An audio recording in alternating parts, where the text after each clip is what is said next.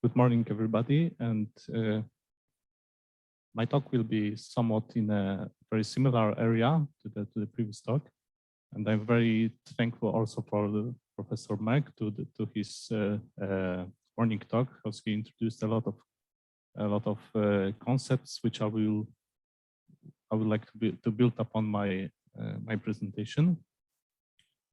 And the reasoning behind our calculations is also pretty similar to the one Professor Matthews provided, that quite a lot of experimental results are now not only for the ground and excited states, but the theory is kind of lacking when it comes to especially the excited states, and only the ground state of H2 is very well and competitively to the experiment calculated. So connecting to the title of my presentation, I would like to introduce to you the concept of Kolos-Wolniewicz basis, which the name follows from the pioneers of quantum chemistry, Kolos and Wolniewicz. And it is kind of formulated in a very natural coordinate system, which concerns with two nuclei A and B. And we are taking a coordinate system which is kind of a, call it spheroidal coordinate, or sometimes called ellipsoidal, so that we have two foci of these ellipses are actually the nuclei, and in our approach they are fixed because we are considering here only the Born-Oppenheimer potentials. So here are the pioneers, Kolos and Wolniewicz, and the core of this basis is in such a trial functions, which are represented by some symmetrization operators. But the crucial part is that we have such an exponential functions here, which are kind of similar to the higher-order bases that were presented yesterday in the case of lithium. And we also have this polynomial in all these interparticle distances. So we have distance of first electron from nuclear A, etc.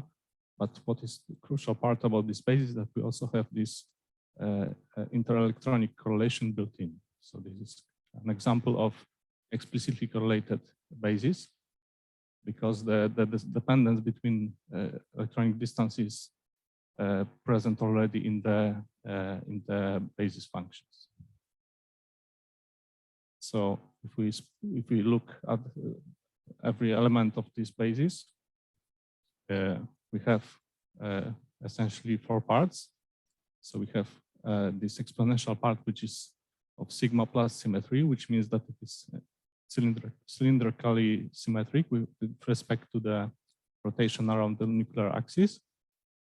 And if we want to consider also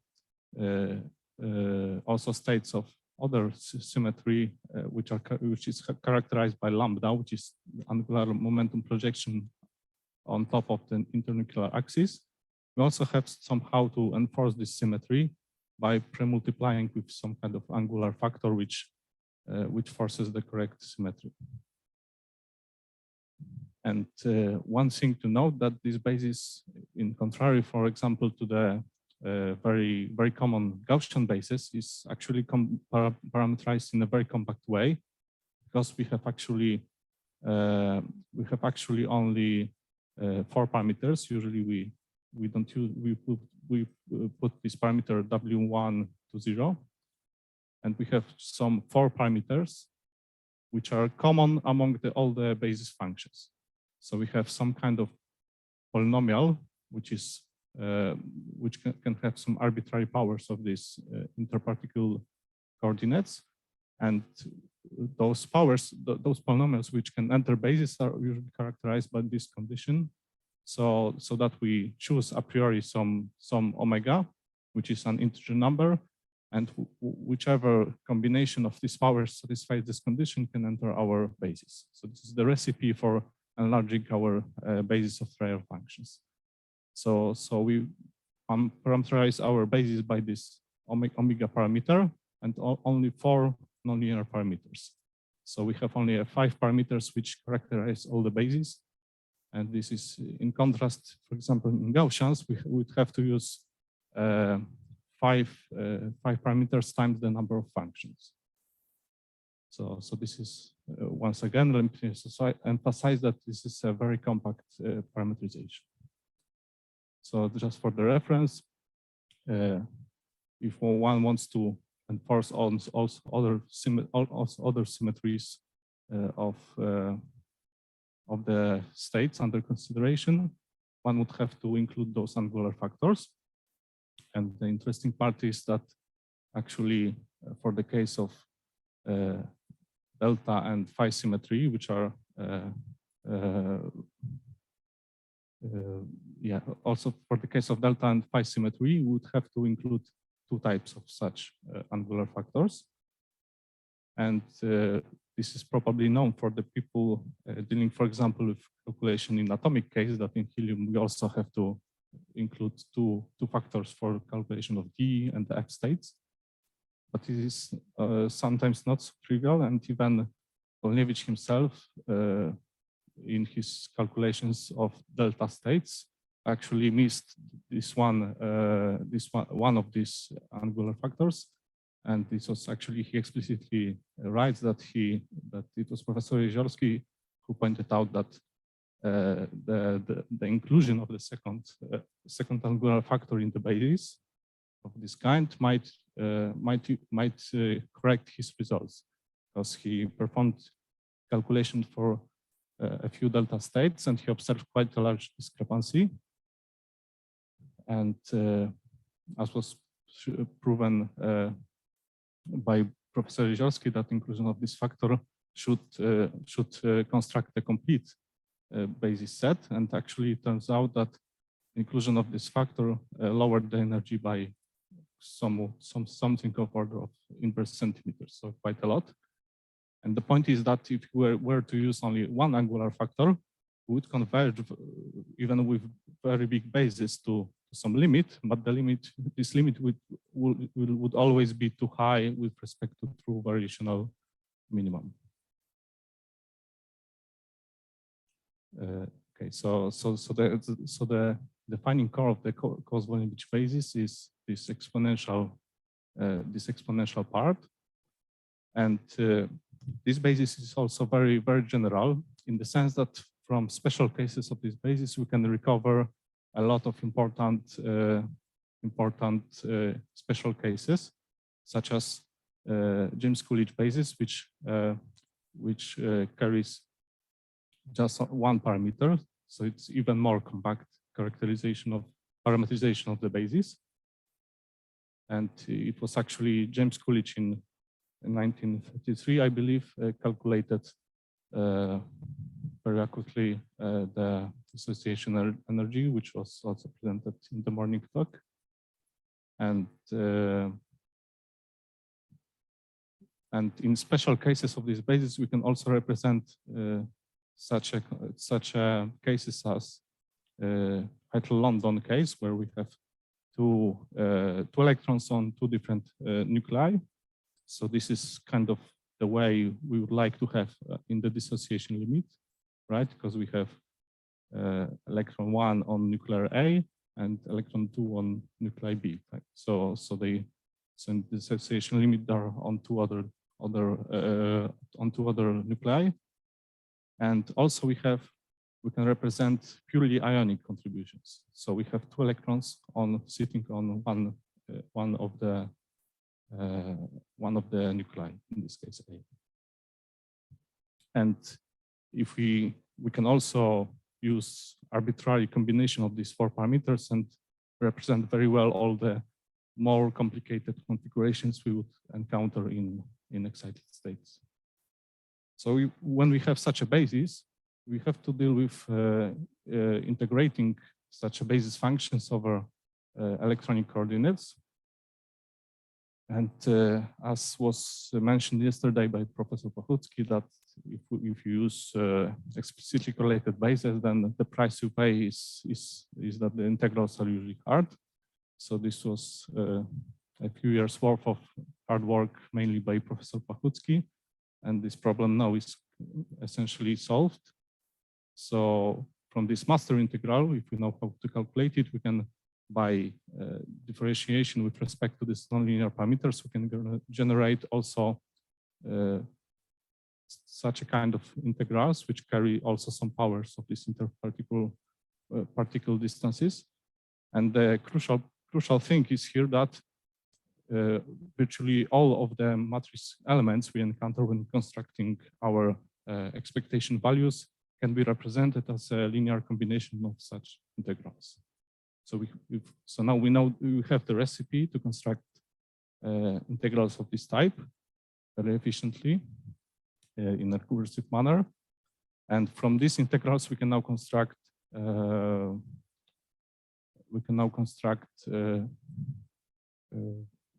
all the matrix elements.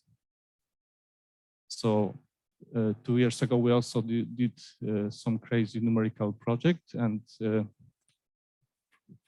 in our context, we can consider it as a benchmark for how accurate these F integrals are.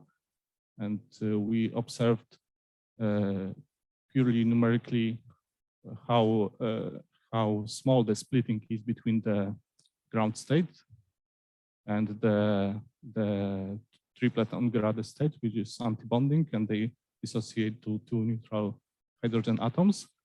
And this is like at 50 Bohr radii or something. And we were able to pin down the difference in energies between those states as small as 10 to the minus 40 something. So in general, our method looks like this. We construct the integrals, then we construct the matrix elements out of those integrals, and then we have to solve our eigen problem to find the energy of the state we are interested in. And in general, we have to somehow optimize those 4 nonlinear parameters. Sometimes we can enforce our basis to be more symmetric, and we can have even sometimes only 1 parameter. So this is usually much faster to optimize than explicitly correlated Gaussians, for example. And although the scaling of those steps is pretty different, in practice, it turns out that depending on the state we are interested in, sometimes different steps might dominate the computational time. For example, if you are computing sigma states, the calculation of the integral is actually the longest. If you want to compute, for example, the delta or phi states, the matrix elements are linear combinations of thousands of those integrals. So then the construction of the matrix itself is the longest. And surprisingly enough, although the scaling of this linear algebra problem is like cubic, it is we have a very good way to parallelize it. So in practice, it's usually actually the quickest step, even if you go to pretty big phases. Okay, so here we have all the states I was able to calculate up till now. So here the black ones are the sigma states, orange ones are the pi states.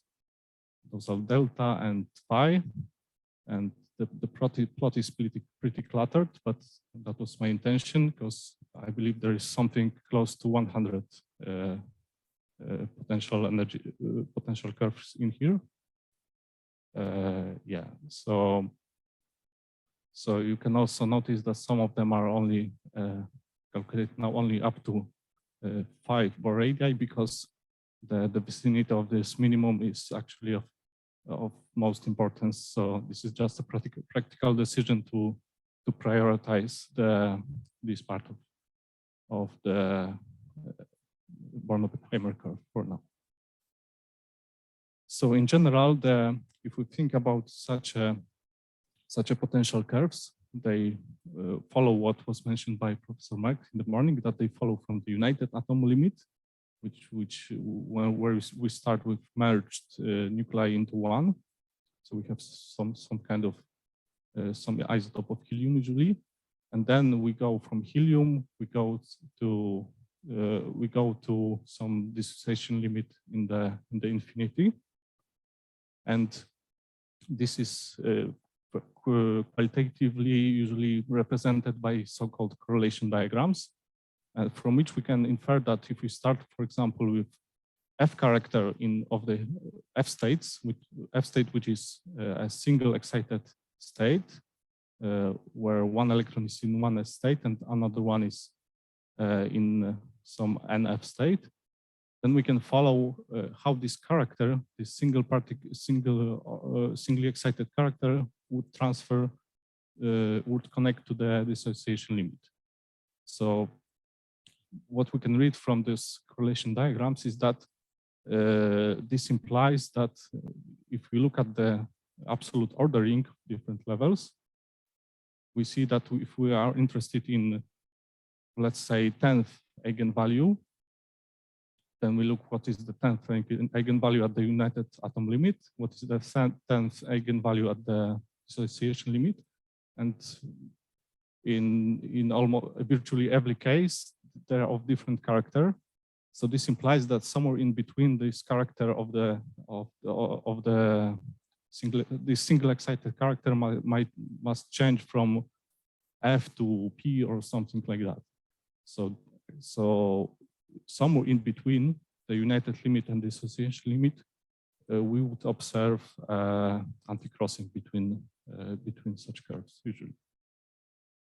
So now coming to the numerical results.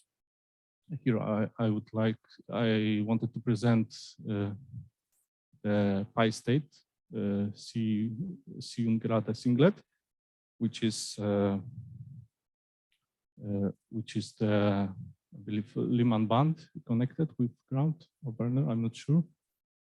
Werner, yeah, thank you. So yeah, so this is the state, pi state, which is connected by very strongly allowed dipole transition from the ground state. And if we really push our computational method, we can improve previous results by something like 8 or 9 digits. But maybe more appropriate example is that if we consider something like a phi state, which is in the united limit atom, has a splitting between singlet and triplet on the order of 10 to minus 13, we can still represent this difference.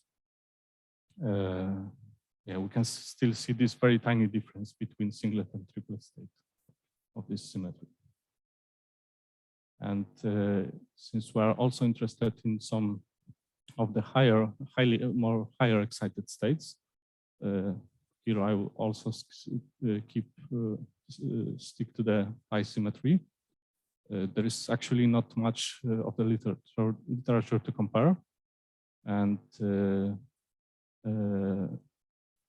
yeah, and in most of the cases, my goal was to obtain something like 10 or 11 digits, because this converts to like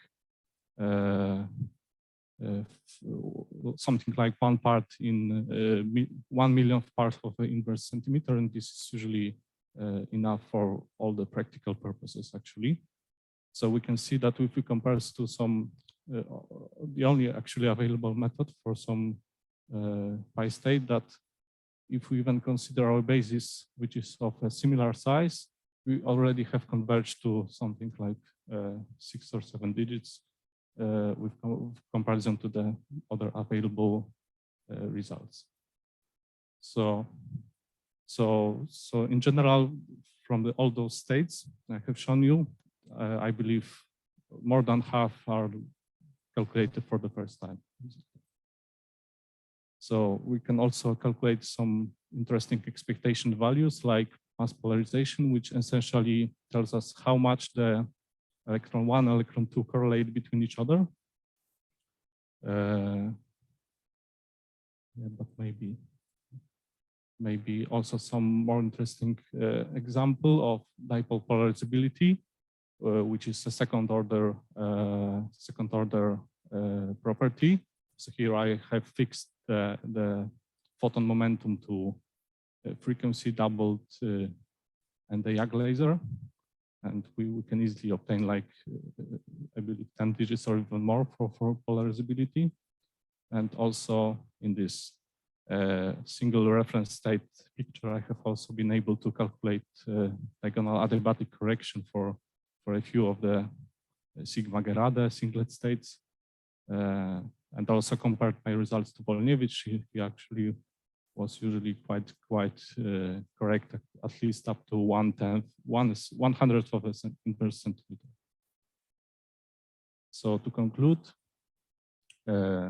we have reached with our calculation something like we have reached as high an energy level as with principal number equal 13, and usually the precision is of order of 10 to the minus 5 in per centimeter, so kind of enough for practical purposes. For some states, much better, and yeah, and I mentioned that all of our results actually improve with respect to previous results by orders of magnitude. I have also shown you a quick application to some other operators and properties. And actually this very similar methodology is already extended with for the case of the special case of this Kolos-Wolniewicz basis to full non-adiabatic four-body calculations, which is a subject of Professor Kumasa's studies, and he also had a poster on Monday about this. So thank you for your attention.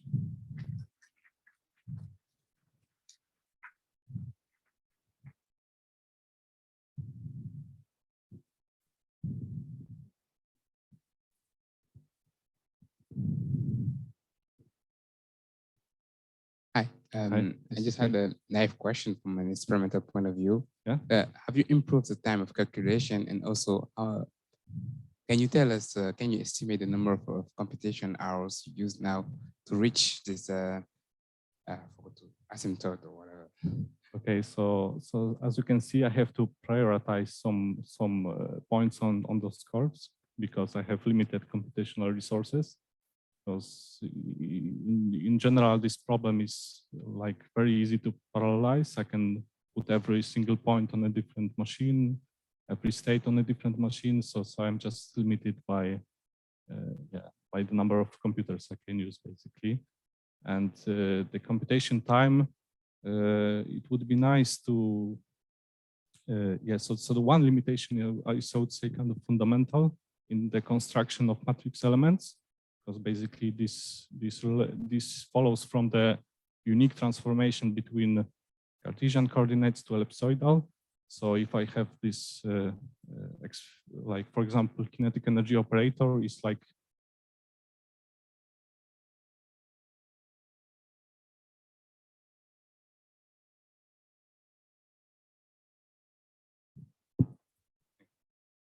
okay. So for example, in phi symmetry, the kinetic energy matrix element, just for a single element in a matrix, is like 8,000 sum of 8,000 integrals. So this is kind of fundamental, I believe, because if we don't want to do any approximations, it just has to be like this. So the one thing we can speed up is, for example, maybe another method for calculation of integrals.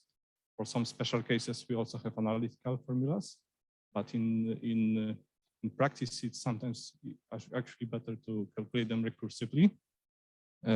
So the final answer is that the number of hours depends on what you actually want. So. Okay. So we have to what precision, let's say. And -5, I should, in let's say 50 points, in CPU hours, I believe, maybe 50,000.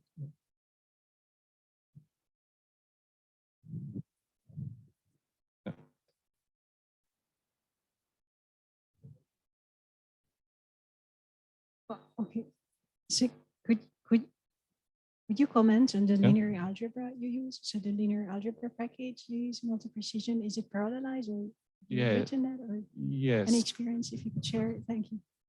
Yes, because previously, actually, this was our bottleneck. Right, so very symbolically, this last part.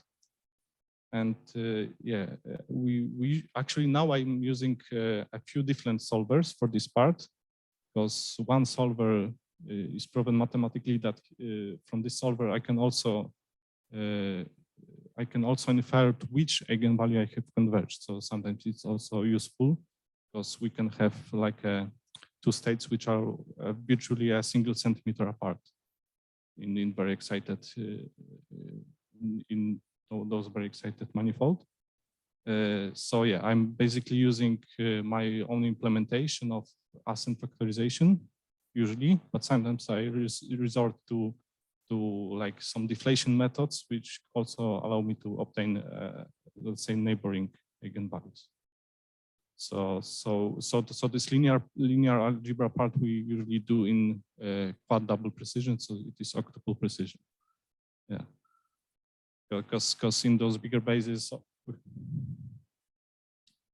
ascent factorization. So is it so you have a parallel linear algebra? Yes, it is parallelized. Yeah, and the arithmetic is also vectorized. Implemented by you, or? Yeah, it's custom made. Yeah.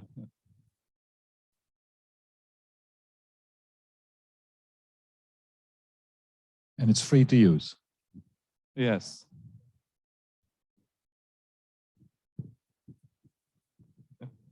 I have a comment on mathematics, of course, and Wolniewicz basis. To be sure that it gives always the right answer in variation calculations, one has to prove that it's complete in the Sobolev space, and such a proof has been given in the late 90s by Bob Hill in a 50 pages long paper in IJQC. Yes, because actually I believe that your proof, Professor, was actually specifically for the Gaussians, and I wasn't sure if it is. Okay.